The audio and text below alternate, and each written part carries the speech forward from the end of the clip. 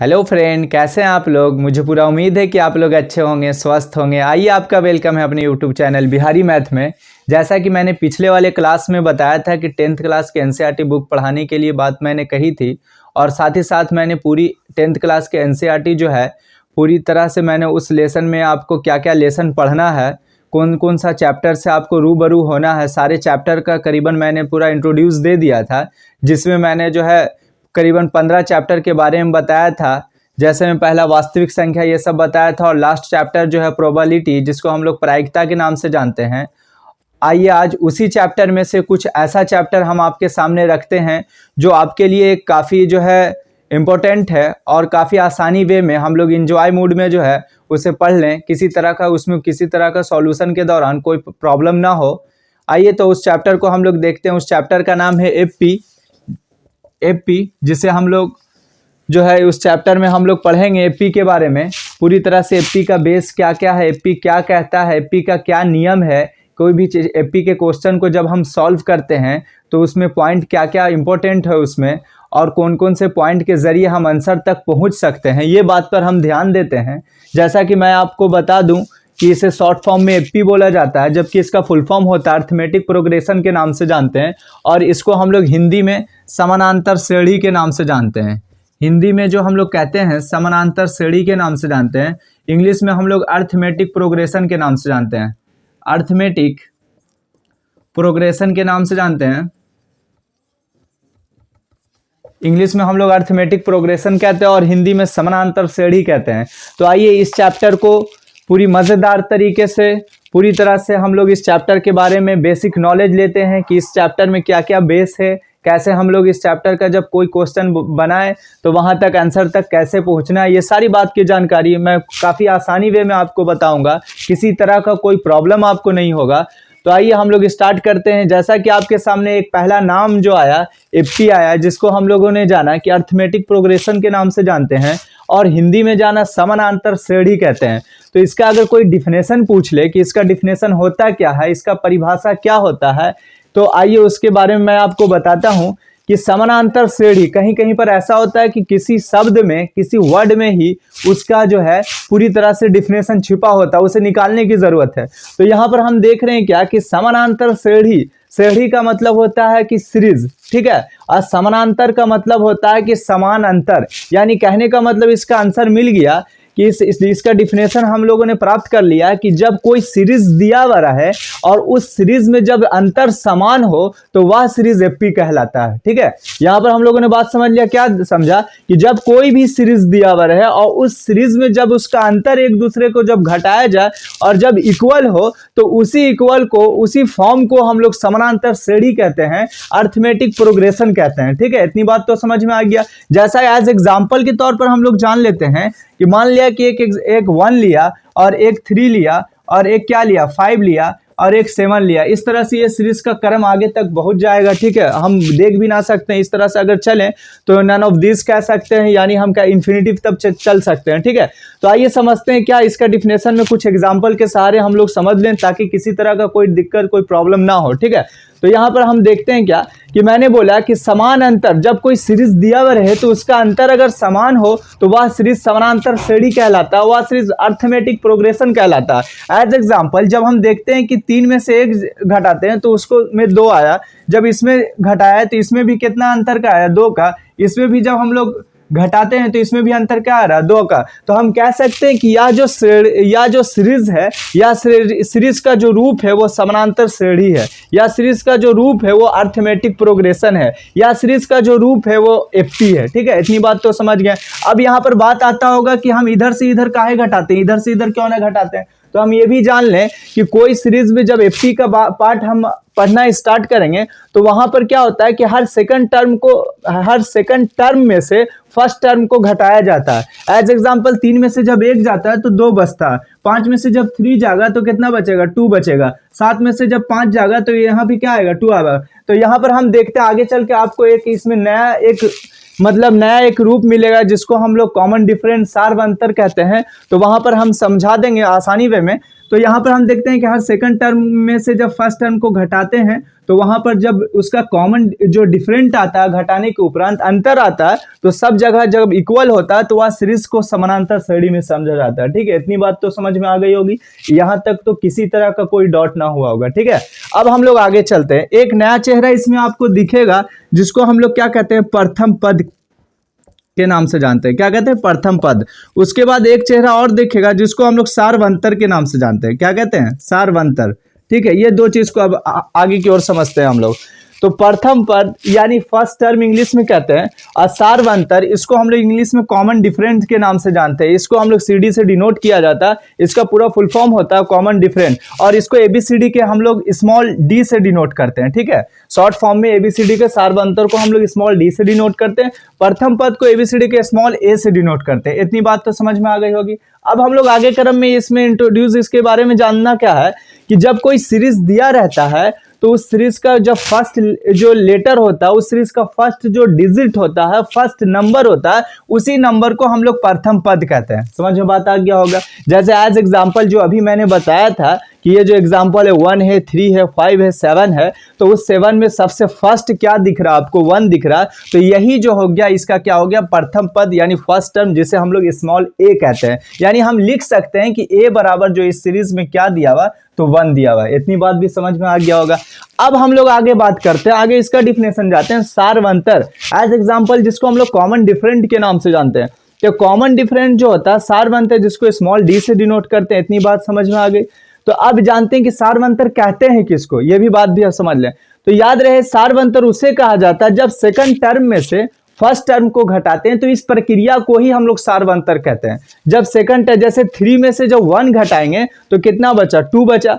5 में से जब 3 घटाएंगे तो कितना बचा, 2 बचा। 7 में से 5 घटाएंगे तो कितना बचा, 2 बचा। तो ये जो घटाने का क्रम है, घटाने का जो नियम है, इसी नियम को हम लोग क्या कहते हैं, सारवंतर, जिसे हम लोग इंग्लिश में कॉमन डिफरेंट के नाम से जानते हैं। ठीक है, इतनी बात तो आप लोग समझ गए होंगे। यहाँ तक भी किसी तरह का एपी में यहाँ तक बेस देने में मुझे किसी तरह कोई कठिनाई ना हुआ होगा। मुझे पूरी उम्मीद है कि आपके माइंड में ये सेट हो गया होगा ये सारी बात। जैसा कि मैंने बताया कि समानांतर श्रेणी के बारे में बताया। अब आपको एक और पॉइंट वाली बात मैं बताता हूं कि वहां पर क्या होगा कि जब कोई सीरीज को पहचानेंगे कि यह सीरीज जो है एपी है या नहीं है, तो उसके लिए नियम ये कहता है मैथ के एपी पार्ट में, उसके लिए नियम यह कहता है कि आप क्या करें कि यहाँ पर हर सेकंड टर्म में से फर्स्ट टर्म को जब घटा लें तो यह जो प्रक्रिया 2-3 स्टेप में कर लें आप। ठीक है, ऐसा नहीं कि जब हम लोग 3 में से 1 घटा दिया तो यहाँ पर 2 आया तो हम कह देंगे यह एपी है, नहीं, ये भी नियम गलत है। वहां पर क्या होगा कि हर 2-3 स्टेप को आप चेक कर लें। जब चेक करेंगे तो देखेंगे कि सारे स्टेप में जब 2 इक्वल आ रहा बच रहा घटाने के उपरांत,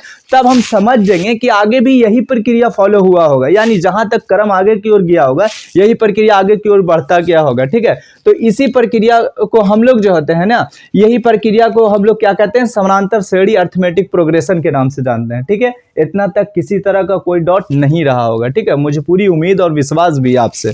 ठीक है, अब हम लोग आगे की ओर थोड़ा बढ़ते हैं।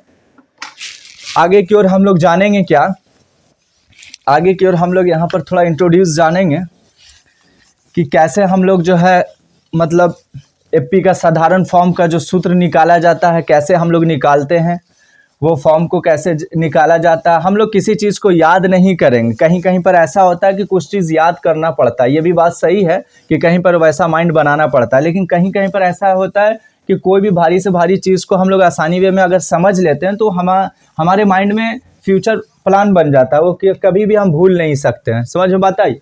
तो आइए आज हम लोग समझते हैं क्या कि जैसे मैंने क्या बताया कि कोई सीरीज, जैसे एग्जाम्पल मैंने दिया, क्या दिया कि मान लिया कि किसी सीरीज का प्रथम पद अगर जिसको ए के नाम से जानते हैं 3 है, और वहां पर क्या है कॉमन डिफरेंट अगर 4 है।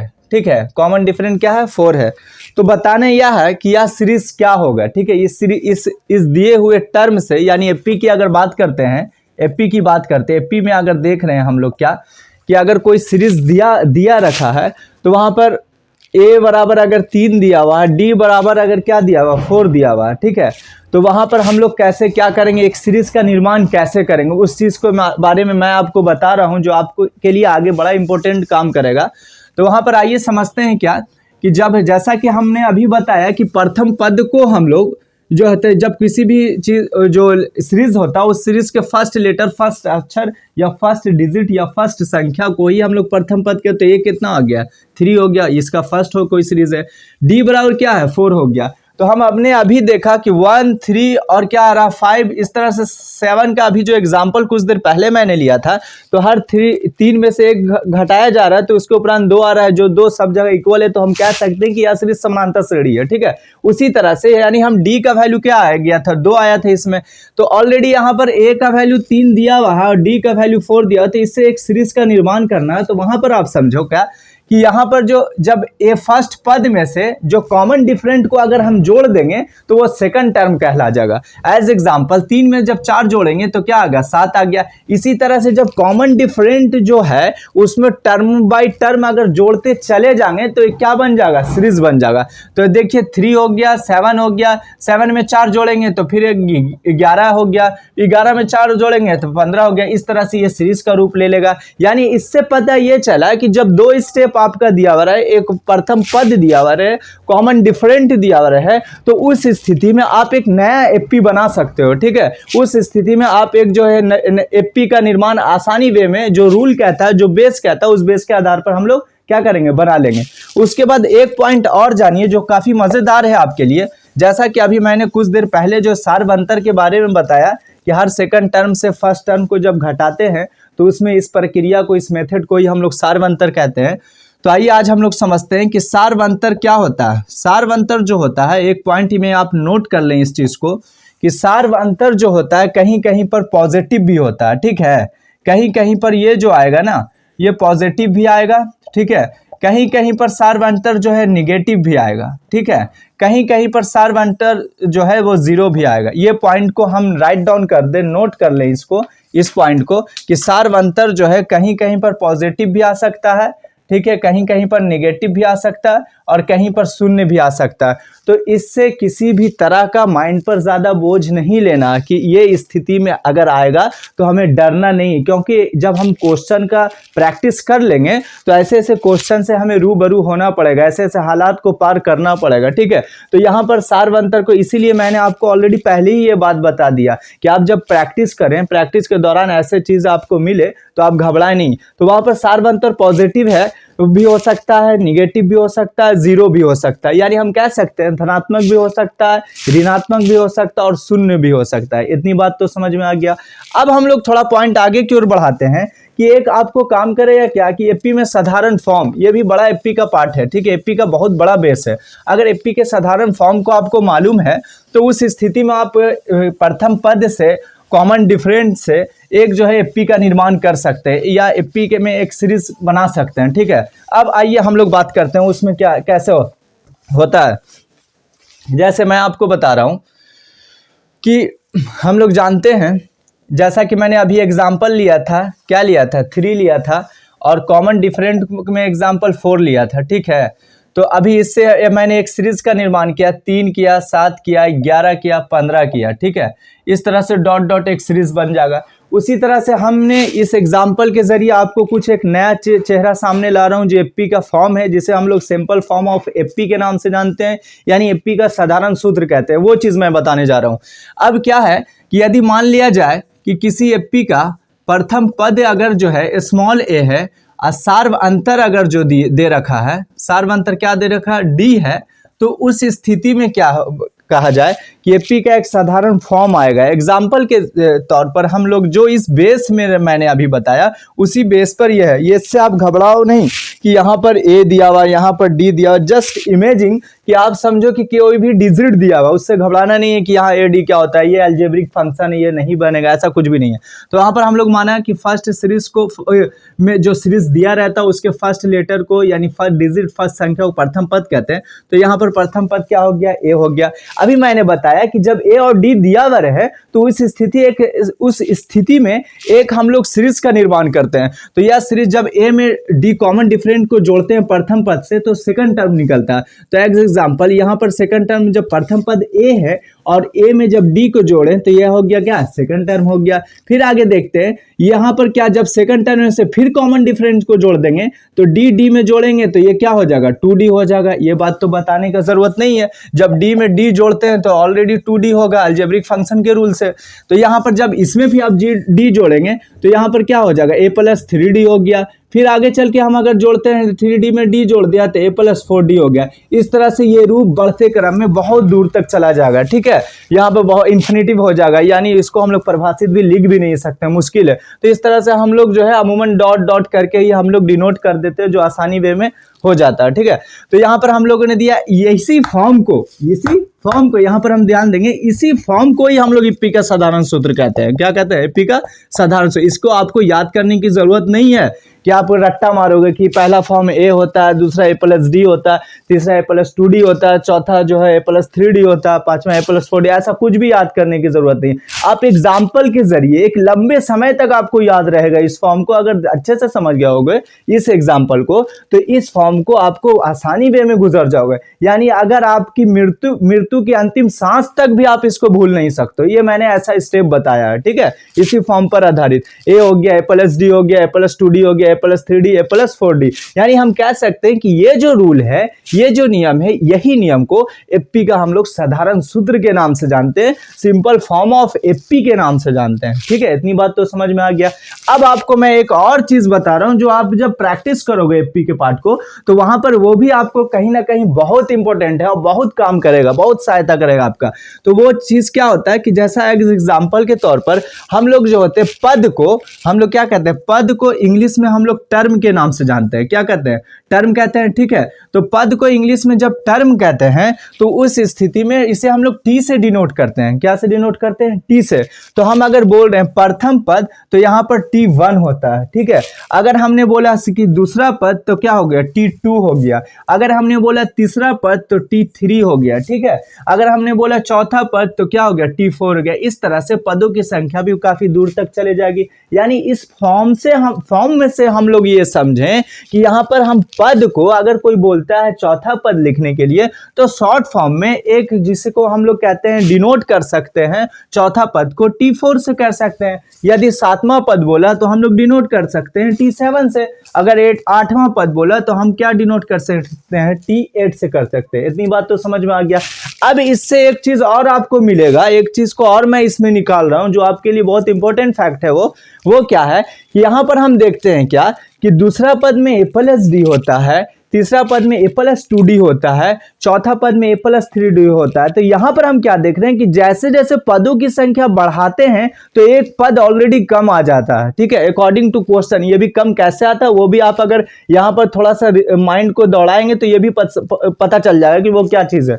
तो अगर हम देख रहे हैं कि चौथा पद अगर बोलते हैं T4 तो हम देख रहे हैं क्या कि a + 3d होता है। पांचवा पद बोलते हैं तो a + 4d होता है। छठा पद बोलते हैं a + 5d होता है। इस तरह से हम जितना भी पद बोले, संख्या के रूप में हो चाहे वो डिजिट के रूप में हो, तो वहां पर एक पद को हम लोग घटा के उसमें लिख देते हैं। यही रूल और यही नियम जब आप एप्पी बनाओगे तो ये बड़ा सहायता करेगा, आपका बड़ा हेल्पफुल होगा। जो मैंने आपको काफी आसानी वे में एक अलग अंदाज में इंजॉय मूड में आनंद लेते हुए मैंने इस चीज को आपको सिखा दिया कि अगर कोई बच्चा आपसे पूछता है कि सर 1000वां पद क्या होगा, तो वहां पर भी घबराना नहीं है कि हम 1000वां लिख सकते हैं, a + 999d हो सकता है, ठीक है। अगर कोई बोलेगा कि 15वां पद क्या होगा, तो हम तो 15वें पद को तो T15 से डिनोट कर सकते हैं, लेकिन एक स्टेप घटा देंगे, a + 14d हो जाएगा। अगर कोई बोल दे कि 16वां पद क्या होगा, तो हम 16वां पद को शॉर्ट फॉर्म में इस तरह का यूज कर सकते हैं लिखकर। वहां पर क्या हुआ, एक स्टेप क्या कर दिया, घटा दिया, a + 15d, ठीक है। यहां तक तो मुझे पूरी उम्मीद से है कि आप लोग पूरी तरह से समझ गए होंगे, कहीं पर किसी तरह का कोई प्रॉब्लम नहीं हुआ होगा। ये एप्पी का एक बेस है जो मैंने आपको दे दिया, और इसी बेस पर मैं आपको ये भी गारंटी दे रहा हूं कि आपका 50% क्वेश्चन या 50% से एबव क्वेश्चन आपने इसी बेस पर बना डाला, ठीक है। यह बेस में सबसे पहला चेहरा देखा प्रथम पद का, जिसे हम लोग जान गए। दूसरा देखा कॉमन डिफरेंट का, जिसे हम लोग स्मॉल d के नाम से जानते हैं, सार्वंतर के नाम से जानते हैं। और तीसरा जाना एप्पी का साधारण सूत्र क्या होता है। तो कोई भी पूछे एप्पी का साधारण सूत्र तो आप आसानी वे में बता दोगे बता देंगे a comma a plus D comma a plus 2d comma a plus 3d comma a plus 4d, इस तरह से ये सीरीज बढ़ते चला जाएगा। ठीक है, उसके बाद हम लोगों ने जाना कि ये पद भी को हम लोग t से डिनोट करते हैं। अगर कोई पूछे पांचवा पद तो a प्लस 4d के नाम से जानते हैं, छठा पद a प्लस 5d जाने, या कोई भी टर्म पदों की संख्या कितनों हार्ड पूछ दे हम उसको आसानी वे में इस तरह से लिख सकते हैं। ठीक है, मुझे पूरी उम्मीद है कि आपको अभी तक मैंने जितनी भी बेस एपी से दी है